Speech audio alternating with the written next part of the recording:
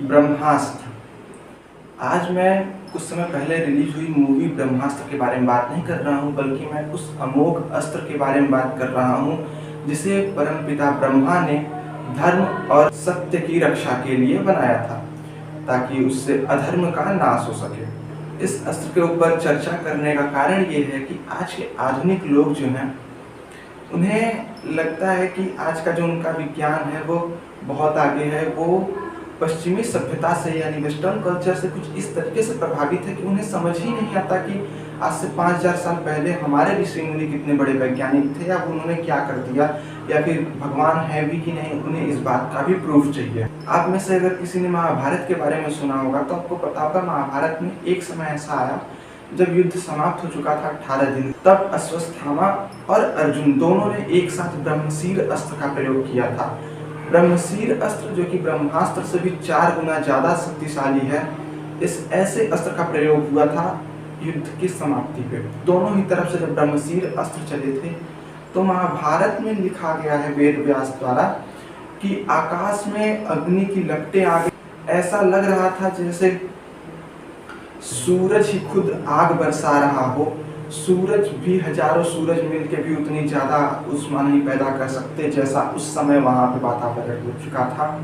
उन्होंने ये भी लिखा कि पहले धरती हिलने लगी, फिर वहां से एक गर्त सा बन गया, धरती गर्त में समा गई, और वहां से आग का कुछ आग जैसा कुछ ऊपर निकला बादल के समान, और वो बहुत ही ज्यादा गर्म था, और वो ऊपर बादल बन गया, ऊपर जाके बादल की तरह वो फैलने लग गया। ऐसा महाभारत में लिखा हुआ है। और साथ में वेद व्यास ने यह भी लिखा कि जिस जगह पे उस ब्रह्मशीर अस्त्र का प्रयोग, जहाँ पे वो जाके अटैक किया था उसने, यानी कि उत्तरा की गोद में राजा परीक्षित के ऊपर, उस स्थान को, वह स्थान जो था वह वहाँ पे जितने भी वन जीवन थे या जन जीवन था, जो कुछ भी था, सब समाप्त हो गया। वहाँ कुछ भी नहीं बचा सिवाय उत्तरा और परीक्षित के। वहाँ जो भी पेड़ पौधे थे, जानवर थे, सब कुछ खत्म हो गया। वह स्थल पूरी तरीके से मरुभूमि बन गई। उनका लिखना कुछ इस प्रकार था कि वहाँ आसपास कई मीलों तक की जो औरतें थी, जो गर्भवती थी, उनका गर्भपात हो गया।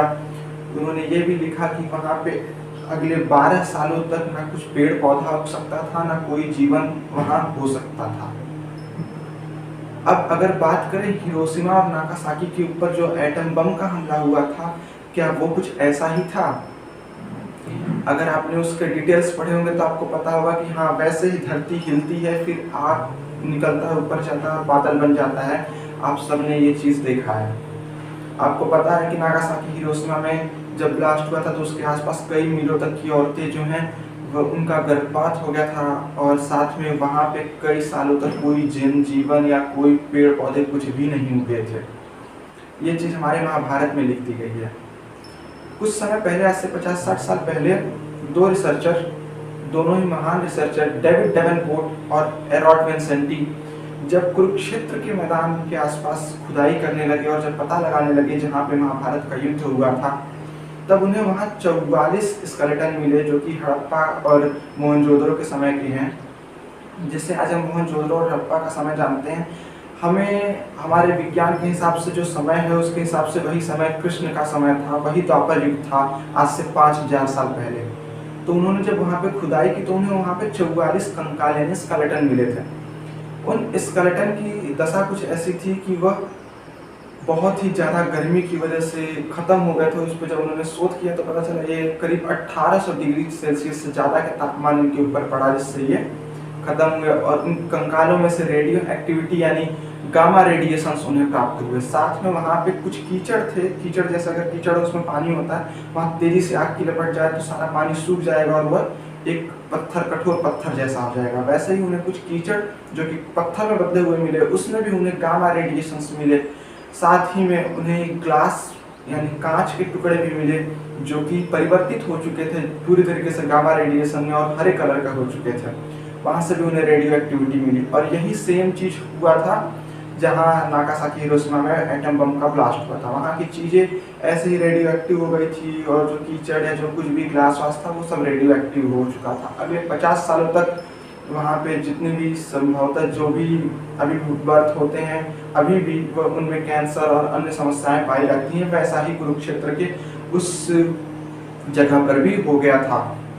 अब अगर हम बात करें कि यह तो सिर्फ एक छोटा प्रूफ है, तो मैं आपको बताऊं कि कुरुक्षेत्र के उस क्षेत्र में 10 वर्ग 2.5 वर्ग मील तक कुछ इस तरीके का एक बड़ा सा गड्ढा बना हुआ है जो जोधपुर से 10 मील दूर है।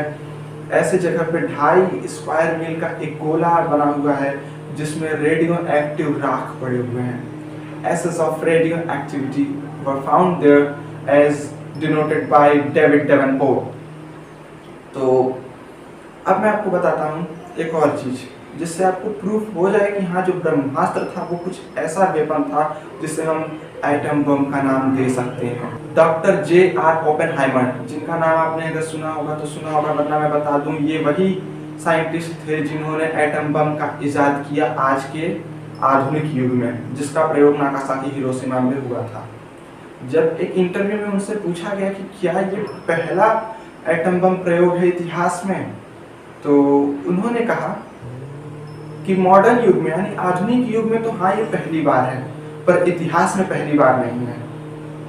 ऐसा उन्होंने इसलिए कहा क्योंकि 1933 में उन्होंने संस्कृत पढ़ी थी, संस्कृत को उन्होंने सीखा और साथ में उन्होंने भागवत गीता और महाभारत सब कुछ अच्छे से उन्होंने पढ़ा था। तब उन्होंने जो चीज़ें ऑब्जर्व की थी वहाँ पे जो लिखा हुआ था, जिस तरीके का मैकेनिज्म था, वो सभी मैकेनिज्म उन्हें अपने ही एटम बम जो उन्होंने बनाया था उसके ऊपर मिले। तब उन्हें समझ में आया कि नहीं, जो आधुनिक विज्ञान, जो हमारे सनातन धर्म का विज्ञान है, जिसे आज हम बहुत ही पिछड़ा हुआ समझते हैं, वह कितना आगे था। अभी भी अगर आपको लगता है कि नहीं, हमारा विज्ञान जो था, हमारे जो ऋषि मुनि थे, जो हमारा सनातन धर्म है, ये बहुत ही पिछड़ा हुआ है, तो जरा मुझे बताना कि आज से 15-16 साल पहले जिस बूमरैंग का प्रयोग किया गया, बूमरैंग यानी कि वो अस्त्र जो इंसान चलाता है, वो अपने जिसके ऊपर एम करके चलाएगा उसको मार के वापस उसके पास आ जाएगा, इसे कहते हैं बूमरैंग। क्या हमारे भगवान श्री कृष्ण ने बूमरैंग यानी सुदर्शन चक्र का प्रयोग नहीं किया था, जो इनफाइनाइट काइनेटिक एनर्जी पोजेस करता है? ब्रह्मास्त्र को रोकने के लिए या तो ब्रह्मास्त्र चलाओ या फिर ब्रह्मदंड का प्रयोग करना पड़ता था। ब्रह्मदंड एक डिफेंसिव मिसाइल की तरह काम करती है। आज हमारे पास क्या इलेक्ट्रोमैग्नेटिक डिफेंसिव शील्ड नहीं बने हुए हैं? आप स्टार वॉर्स मूवी और भी मूवीज में देखेंगे तो उनके पास डिफेंसिव शील्ड होते हैं कि जैसे कोई बड़ा मिसाइल वगैरह आके टकराता है वो तुरंत उसको ब्लास्ट कर देता है, वो इम्पैक्ट नहीं पड़ने देता जमीन के ऊपर। ऐसे ही ब्रह्मदंड था, जो ब्रह्मास्त्र चलाएगा उसके अपोजिट अगर ब्रह्मदंड का प्रयोग कर दिया जाए तो ब्रह्मास्त्र का जो ब्रह्मास्त्र था उसको वहीं पे विफल किया जा सकता था। ऐसे डिफेंसिव मैकेनिज्म भी हैं हमारे महाभारत में लिखे हुए। तो अगर अब आप सोचते हो कि हमारा सनातन धर्म, हमारा विज्ञान पिछड़ा हुआ था, तो आप आधुनिकता की होड़ में कहीं खो चुके हैं, जहां आपको यह तक नहीं पता कि आपका अपना विज्ञान, आपका अपना धर्म, आपका अपना देश कितना आगे था।